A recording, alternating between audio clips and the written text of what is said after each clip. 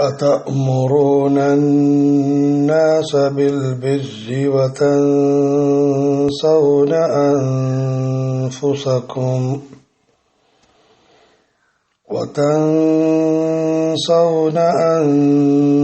أنفسكم وأنتم تتلون الكتاب أفلا تعقلون.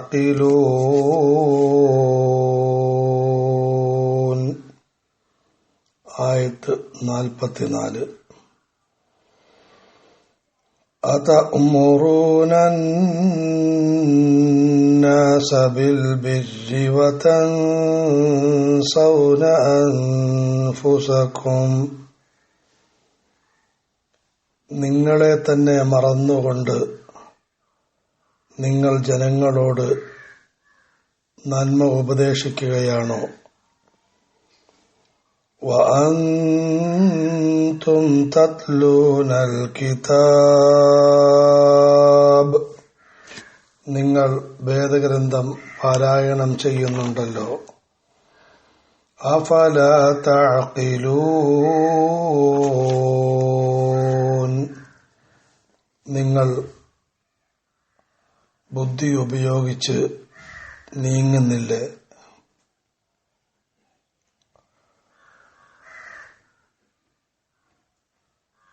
പണ്ഡിതന്മാരോട് പ്രത്യേകിച്ചും പ്രബോധകന്മാരോടും ഉപദേശികളോടും പൊതുവിലും നടത്തപ്പെട്ടിരിക്കുന്ന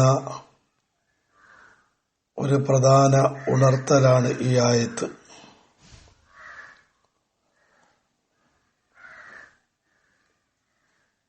മനുഷ്യന്റെ ജീവിത വിജയം നന്മകളിലാണ്. നന്മകൾ ഉണ്ടാകാൻ പരസ്പരം നന്മകളിലേക്കുള്ള പ്രേരണ അത്യാവശ്യമാണ്. എന്നാൽ നന്മയിലേക്ക് പ്രേരിപ്പിക്കുകയും ഉപദേശിക്കുകയും ചെയ്യുന്ന പലരും പലപ്പോഴും സ്വന്തം കാര്യം മറന്നുകൊണ്ട്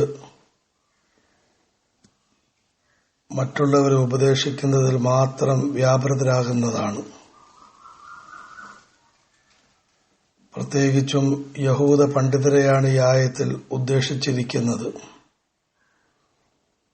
അവർ വേദഗ്രന്ഥം പഠിക്കുകയും പഠിപ്പിക്കുകയും ജനങ്ങൾക്ക് സതുപദേശം നടത്തുകയും ചെയ്തിരുന്നു. പക്ഷേ സ്വന്തം ജീവിതത്തിൽ അതിനെ ഉൾക്കൊള്ളാൻ അവർ സന്നദ്ധരായിരുന്നില്ല. പടച്ചവൻ അത്തരം ആളുകളോട് ചോദിക്കുന്നു, അതഅ്മുറൂന അന്നാസ ബിൽ ബിർ. നിങ്ങൾ ജനങ്ങളോട് നന്മ ഉപദേശിക്കുകയും വതൻസൗന അൻഫുസകും, സ്വന്തം കാര്യം മറന്നുകളയുകയും ചെയ്യുകയാണോ? വഅൻതും തത്ലൂനൽ കിതാബ്. നിങ്ങൾ വേദഗ്രന്ഥം പാരായണം ചെയ്യുന്നുണ്ടല്ലോ. അതിലെ ഒരു പ്രധാന ഉപദേശിക്കുന്നവർ സ്വന്തം ജീവിതത്തെ നന്നാക്കാൻ ശ്രദ്ധിക്കുകയും പരിശ്രമിക്കുകയും ചെയ്യണമെന്നാണല്ലോ. ചുരുക്കത്തിൽ ഈ ആയത്ത് ഉപദേശിക്കുന്നവരെ വിമർശിക്കാനുള്ളതല്ല, സ്വന്തം കാര്യത്തെ മറന്നുകൊണ്ടും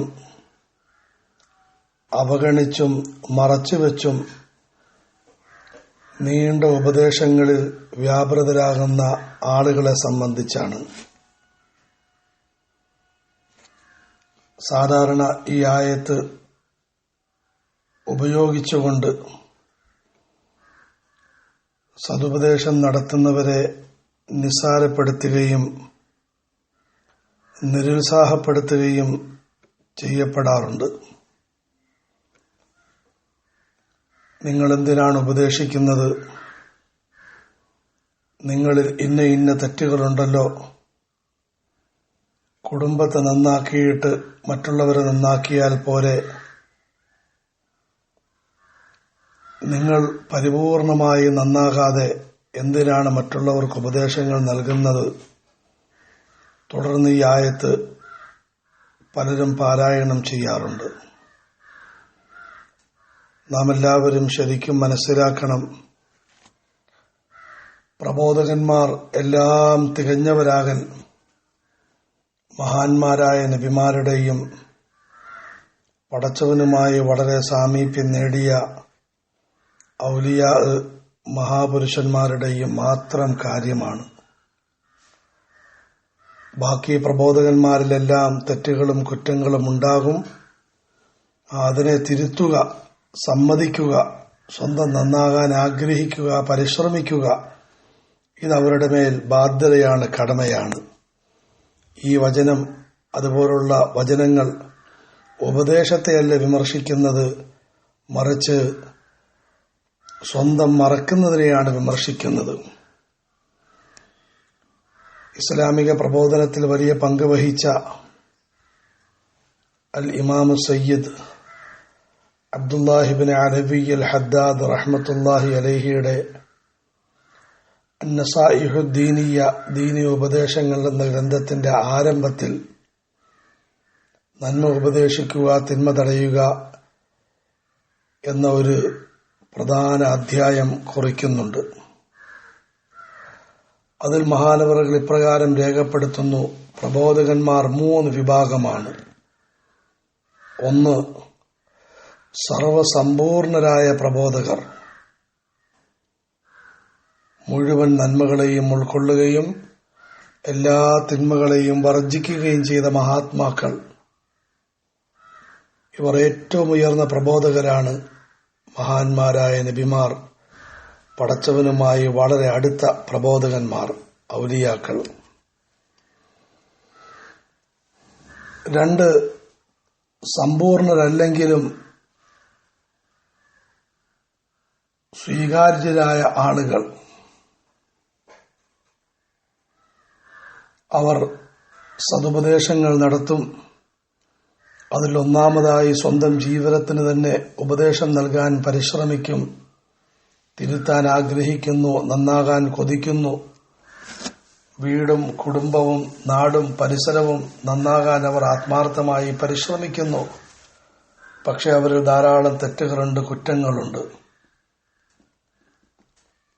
ഇവരുടെ പ്രബോധനം സ്വീകരിക്കപ്പെടുന്നതാണ്. ഇമാം ഹദ്ദാദ് പറയുന്നു, ഇവരുടെ പ്രബോധനത്തിന് പടച്ചവൻ പരിപൂർണമായ പ്രതിഫലം നൽകും.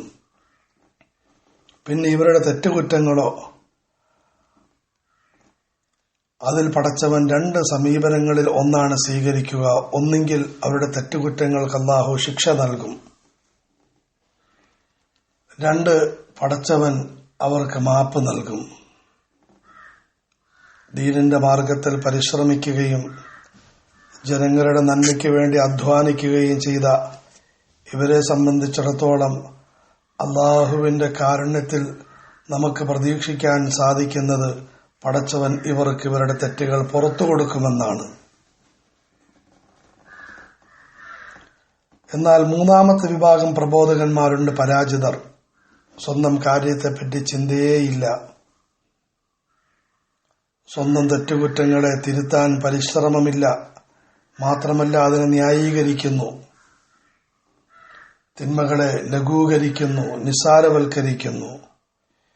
ഇവർ പരാജയപ്പെട്ടവരാണ്. ഇവരെക്കുറിച്ചാണ് ഈ ആയത്തിൽ പറയുന്നത്: അതഅ്മുറൂന അന്നാസ ബിൽ ബിർ വതൻസൗന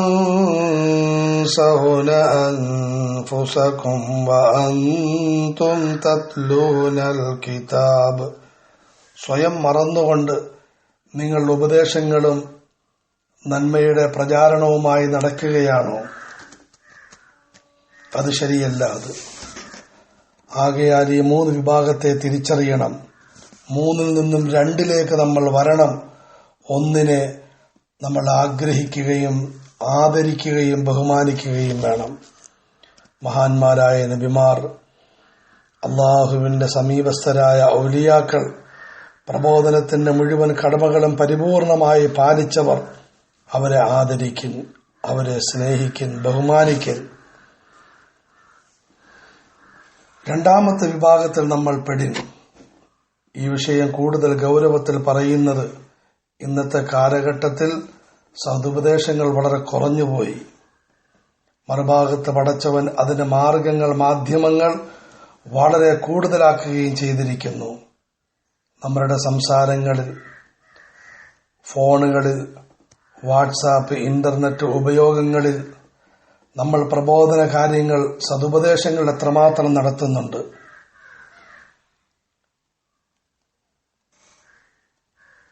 ചിലർ പറയും, ഞങ്ങൾ കിട്ടുന്ന മെസ്സേജുകളെല്ലാം ഉടനെ മറ്റു സ്ഥലങ്ങളിലേക്ക് അയക്കുന്നുണ്ടല്ലോ. ഇല്ല, ആദ്യം നിങ്ങൾ കേൾക്കണം, അതിനെ മനസ്സിലാക്കണം. അത് പ്രയോജനപ്രദമാണെന്ന് കണ്ടാൽ മറ്റുള്ളവർക്ക് അമാനത്തായിട്ട് എത്തിച്ചു കൊടുക്കണം. എന്നിട്ട് അവരോട് അതിനെ പഠിക്കാനും പകർത്താനും പ്രചരിപ്പിക്കാനും ഉപദേശിക്കണം. യാതൊരു ഉപദേശവും നടത്താതിരിക്കലും തെറ്റാണ്. മുമ്പും പിൻപും നോക്കാതെ കിട്ടുന്നതെല്ലാം എടുത്ത് വലിച്ചെറിയുന്നതും തെറ്റാണ്. വാർത്തകൾ പ്രചരിപ്പിക്കൽ, അല്ലെങ്കിൽ ആരാണ് പ്രഭാഷണം നടത്തിയത്, എന്ത് വിഷയത്തിലാണ് നടത്തുന്നത് നോക്കാതെ കിട്ടുന്നതെല്ലാം തട്ടൽ, ഇത് പാടില്ല, പ്രബോധനമല്ല. നമ്മൾ കാര്യം മനസ്സിലാക്കി അതിനേറ്റവും നല്ലത് പ്രബോധന പ്രവർത്തനങ്ങൾ അത് നടത്തുന്ന ഏതെങ്കിലും പണ്ഡിതന്റെ കീഴിലായി നമ്മൾ മുമ്പോട്ട് നീങ്ങി അവർ പറയുന്ന കാര്യങ്ങൾ പ്രവർത്തിക്കൻ, കൂടിയാലോചനകൾ നടത്തി തെറ്റുകൾ തിരുത്തിക്കൊണ്ട് മുമ്പോട്ട് നീങ്ങി. أتأمرون الناس بالبر وتنسون أنفسكم وأنتم تتلون الكتاب أفلا تعقلون. ആകയാൽ നന്മ ഉപദേശിക്കലും തിന്മ തടയലും പ്രധാനപ്പെട്ട പ്രവർത്തനമാണ്. സ്വന്തം മറന്നുകളയലാണ് കഠിനമായ കുറ്റം. മനുഷ്യന്റെ പെരുപ്പം വർദ്ധിക്കുന്നു, തിന്മകളുടെ പ്രചാരണവും പ്രഘോഷണവും പ്രചരിച്ചുകൊണ്ടിരിക്കുന്നു. ഈ സമയത്ത് നമ്മൾ എത്രമാത്രം നന്മ ഉപദേശിച്ചാലും തിന്മ തടഞ്ഞാലും അത് കുറവ് മാത്രമേ ആകുകയുള്ളൂ. ആകയാൽ ഓരോ സഹോദരീ സഹോദരന്മാരും അവരവരുടെ സാഹചര്യത്തിൽ നിന്നുകൊണ്ട് കഴിവിന്റെ പരമാവധി നന്മകളെ പഠിക്കൻ, ഉപദേശങ്ങൾ മനസ്സിലാക്കൻ, എന്നിട്ട് സ്വന്തം ജീവിതത്തിൽ പകർത്താൻ പരിശ്രമിച്ചുകൊണ്ട് നമ്മെ കൊണ്ട് കഴിയുന്ന ആളുകൾക്ക് എത്തിച്ചു കൊടുക്കൻ. ആദരവായ റസൂലുള്ളാഹി സ്വല്ലല്ലാഹു അലൈഹി വസല്ലം വളരെ കൂടുതലായി ഈ കാര്യത്തെ ഉപദേശിച്ചിരിക്കുന്നു. നിങ്ങൾ വല്ല തിന്മയും കണ്ടാൽ ശേഷിയുണ്ടെങ്കിൽ കൈകൊണ്ട് തിരുത്തുക, അതിന് കഴിവില്ലെങ്കിൽ നാവ് കൊണ്ട് തിരുത്തുക, അതിന് കഴിവില്ലെങ്കിൽ മനസ്സുകൊണ്ട് അതിനെ മാറ്റാൻ പരിശ്രമിക്കുക.